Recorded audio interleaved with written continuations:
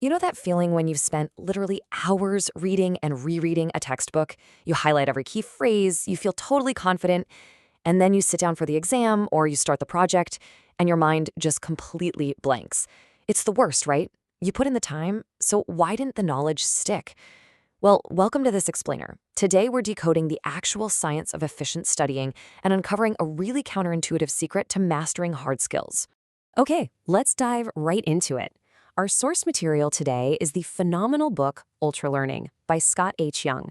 If you don't know it, it's this incredible deep dive into the intense, self-directed strategies used by people who master complex subjects in record time. And today, we're zooming in on one absolutely crucial concept from the book, specifically Chapter 8, which covers Principle 5 of Ultra Learning. It's called Retrieval, Test to Learn. To set the stage here, listen to this quote from the pioneering psychologist William James. Over a century ago, he wrote, "It pays better to wait and recollect by an effort from within than to look at the book again." James is beautifully capturing the fundamental tension we're going to explore today. It's that stark difference between the really hard work of actively pulling information out of your brain versus the super easy comfort of just rereading it. And that brings us to a rather provocative question. Why do we constantly feel like we're learning when we actually aren't? Seriously, think about it. We've all spent years, decades even, in school, getting firsthand experience on how to study. Yet the data shows we are incredibly misguided about what actually produces results. We constantly fall into this weird state of cognitive dissonance, where our perception of our own learning is just totally disconnected from reality. So to understand this mystery, let's look at a pretty fascinating study from 2011 by researchers Karpik and Blunt. They divided students in 4 groups and gave them different study strategies for a text. Group 1 did a single review. Group 2 did repeated review, basically just reading the text over and over. Group 3 practiced free recall, meaning they tried to remember as much as they could with the book totally closed. And Group 4 used concept mapping. Now here's the real kicker.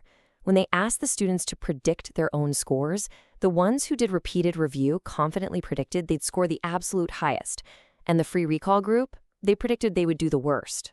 But get this, their predictions were completely backwards. The actual outcomes showed that testing yourself, that free recall condition, blew the other methods out of the water. On questions directly based on the text, the free recall group remembered almost 50% more than the others.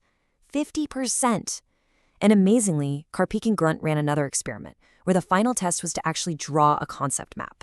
Well, even on a concept mapping test, the free recall group still beat the group that had literally used concept mapping to study. Unbelievable, right? So why on earth were the students so horribly wrong about their own brains? Well, it comes down to something psychologists call judgments of learning, or JOLs for short. Basically, JOLs are the illusion that just because a text feels easy to process in the moment, we must be learning it. When you passively review a book, the words flow smoothly, right? But that feeling of fluency completely tricks our brains into an illusion of competence. We confuse our ability to easily recognize something on a page with our ability to actually recall it from memory later. So the absolutely crucial takeaway here is that learning shouldn't necessarily feel easy. In fact, if you want long-term retention, it's kind of the exact opposite. This brings us to the concept of desirable difficulty, which was coined by psychologist R.A. Bjork. The whole idea is that more difficult retrieval directly leads to better learning. That very struggle you feel, when you're squinting your eyes, racking your brain, trying to remember a fact without peeking at your notes, that struggle is the exact mechanism physically building and strengthening the memory in your brain. We can actually map this concept out as a hierarchy of retrieval, scaling from easy to hard. Down at the bottom, you've got recognition, like a standard multiple choice test. It's pretty easy because, well, the right answer is sitting right there in front of you. Next up is cued recall, where you get a hint to prompt your memory.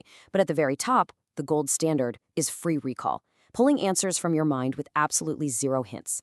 In the book, there's this great example of a polyglot named Benny Lewis, who forces himself to speak a new language from day one. It is incredibly high difficulty. But every single time he struggles to pull a word from his memory in a real conversation, he remembers it far, far more deeply than if he just stared at a vocabulary list in a classroom. And this principle actually builds into something truly mind-bending, the forward testing effect. Normally, we think of a test as an evaluation, right? Something you take after you learn the material. But research shows that testing yourself on information before you've even studied it can actually prime your brain to learn it way better later on. Simply trying, and probably failing, to solve a problem you haven't even been taught yet actively enhances your future learning. And the source uses a brilliant metaphor for this. Think of forward testing like laying down a road to a building that hasn't even been constructed yet. The destination doesn't exist in your brain yet. You don't know the answer.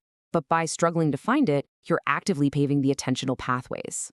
So when you finally do read the textbook or listen to the lecture, your brain instantly spots the solution and drives it right down that newly paved road, straight into your long-term memory.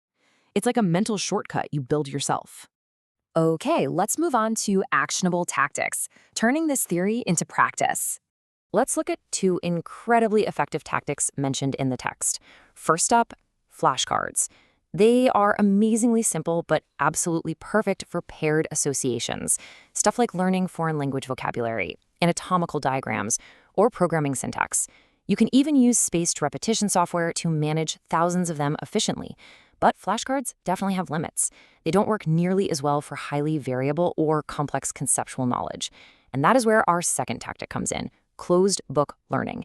You can turn literally any study session into a powerful retrieval practice just by cutting off your ability to search for hints. Read a chapter, then close the book completely and try to write out a concept map or explain the core ideas from scratch. Yes, it is so much harder, but it forces the information to be stored deeply inside your head, instead of just living inside the reference manual. So, we've seen today that the easy path of rereading gives us nothing but a fleeting illusion of competence. Meanwhile, the hard path of retrieval is what actually builds deep, lasting knowledge.